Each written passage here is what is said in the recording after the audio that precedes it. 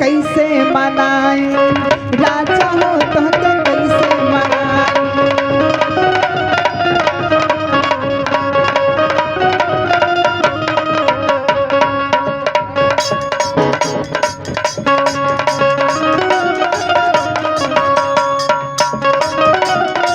अरे रतिया में रही रही के,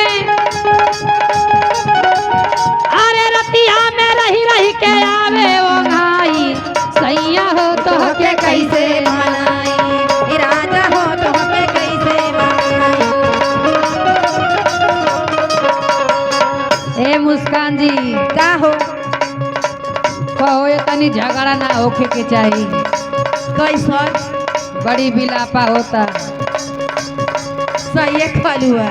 अरे रतिया में रही रही के आवे ओ भाई, बलमु हो तो के कैसे मनाई।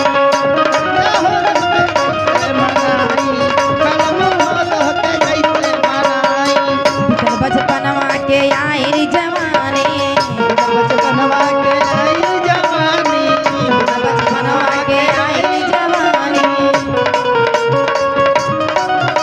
ई रतिया में रही रही के आवे वो भाई, ई राजा हो तो के कैसे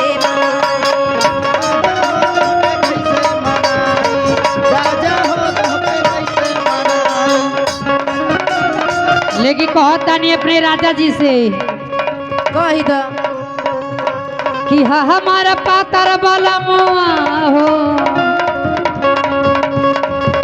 कि हा हमारा पातर बलमुआ से जिया पर जो हाल हो कर गईनी बहाना ए सखी, हमारे पातर बलमुआ हो कह गईनी बहाना हो, कह गईनी बहाना ए सखी।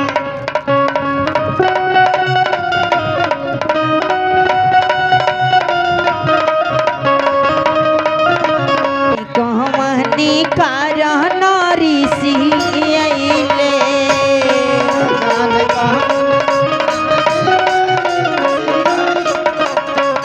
हमरा के तनी कोनाओ होता बहता बले।